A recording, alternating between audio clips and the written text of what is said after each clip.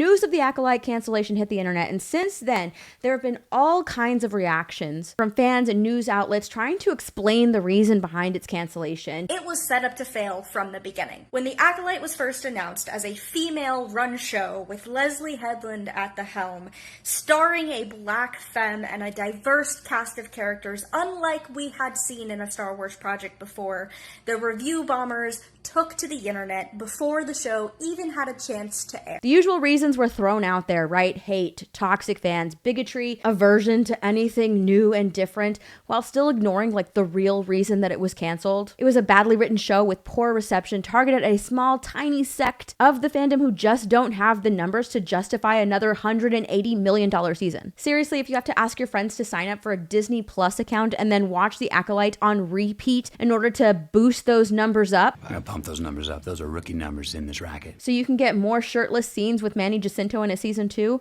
you've got a problem. I like to put my clothes back on. But since the cancellation of The Acolyte, many of its stars have come out and reacted to its cancellation. Lee Jung-jae, the actor who played Sol, first reminded audiences that his character was dead, so a season 2 wouldn't have mattered to him. He said, "As you know, my character has died already in the first season, so I wouldn't have appeared in the second season if there was one anyway," but also reflected fondly on the creator, Leslie Headland, while still pushing hope for a season 2. Personally speaking, I really loved Leslie's writing. I thought that she was a great writer and director who is talented in storytelling. Honestly, I am hoping that maybe there could be changes in the future because you never know what's going to happen. So on a personal level, I really hope to see further stories of Leslie's second season. Well, we're not going to get a second season. And then Manny Jacinto also posted on his Instagram, he put a little heart under a photo of the final season of the show. I am mourning the fact that we're not getting any more Khmer edits because we're not going to get any more source material. I like to put my clothes back on.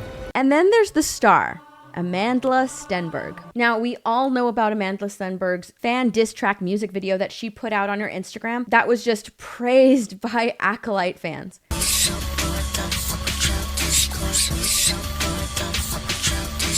And a lot of Acolyte fans were actually like waiting for her to respond to the cancellation. Many of them posting how like they feel really bad for Amandla Stenberg while criticizing Lucasfilm for not protecting her. Amandla Stenberg, who not only gave a phenomenal performance as Osha, but also as her twin sister May, had no choice but to stick up for themselves and defend herself against the vitriol and bigotry that she was receiving because Lucasfilm did not protect her. But you know what? This is the culture that Lucasfilm kind of created. They have, with the help of news outlets, set the precedent that any and all criticism aimed at a show is deemed bigotry. You're no Star Wars fan in my mind. Lucasfilm didn't do anything to protect the cast and the crew of The Acolyte. The Acolyte, it was kind of to be expected considering how it is set in the universe that has, if not one of then the most toxic fan base like ever. I don't care about what the incels said. When the official Star Wars account put this out, there are more than 20 million sentient species in the Star Wars galaxy. Don't choose to be a racist. But then not doing so with Amandla Stenberg. There were no tweets saying that like we stand behind Amandla Stenberg. So naturally, when you set that precedent, people are upset that Disney and Star Wars didn't stand behind this actress, even though criticisms of the show didn't stem from that. They didn't stem from hatred and bigotry. They stemmed from the awful writing and awful acting. But anyways, Amandla Stenberg finally came out with a statement on her Instagram stories of all places. Like, it's kind of funny that she put this statement out on her stories and didn't make an actual post. So for those of you who aren't aware, an Instagram story will only appear there for 24 hours. So if you go to her Instagram now, the statement is gone, like it never happened. It's interesting because Amandla Stenberg has had no issue putting out anything related to The Acolyte on her profile. Even her infamous music video Discourse is still up. So why put your official response in your IG stories? Probably because it's a controversial statement that validated all the reasons that Acolyte fans and news media outlets blame for the show's cancellation with a conservative alt-right cherry on top. Yes, Amandla Stenberg blamed the conservative alt-right for the show's cancellation.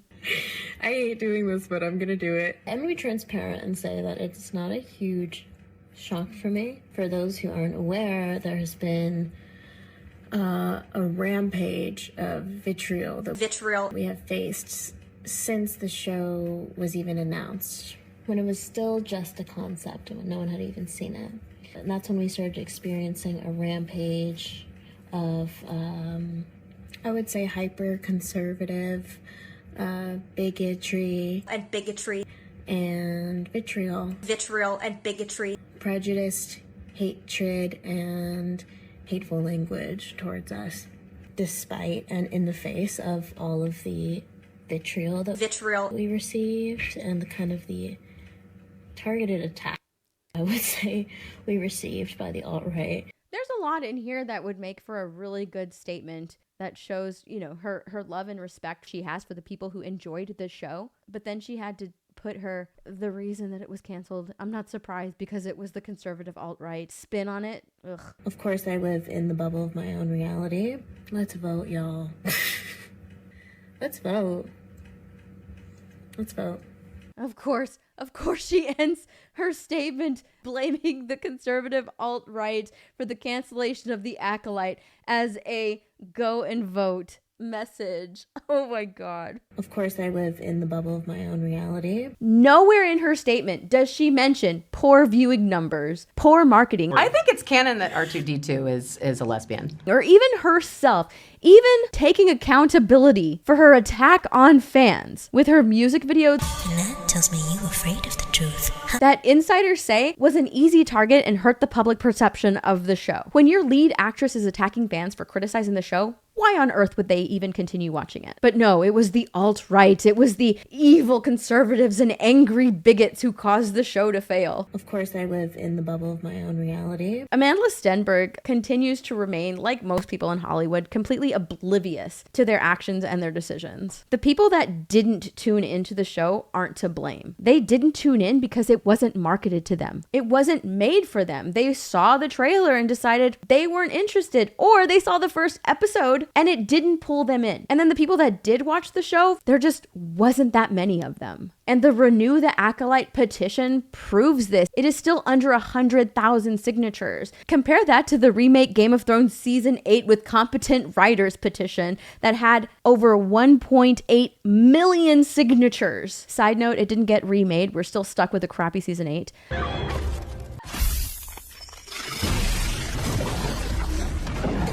But there's no comparison. And look, all of the people that liked The Acolyte, that is totally fine. It is fine to like something that people don't like. There are plenty of IPs and movies that I like that a lot of people don't like. I know that. I accept that. And I'm still over here like, I like it. It doesn't ruin my enjoyment of liking this particular thing. It just means that I'm in the minority because I like something that a lot of people don't. But it doesn't ruin that viewing experience for me.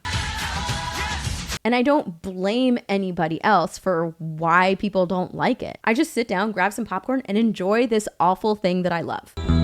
This is what I am. So look, it's really just plain and simple. The Acolyte did not have the viewing numbers to warrant a season 2. Has nothing to do with conservative alt-right bigots not liking the show. There were people that liked the show. It's just that there weren't that many of them. The Acolyte wasn't good. I watched it. I'm all for a good enemies to lovers show. This just wasn't good. It wasn't Star Wars. I like to put my clothes back on.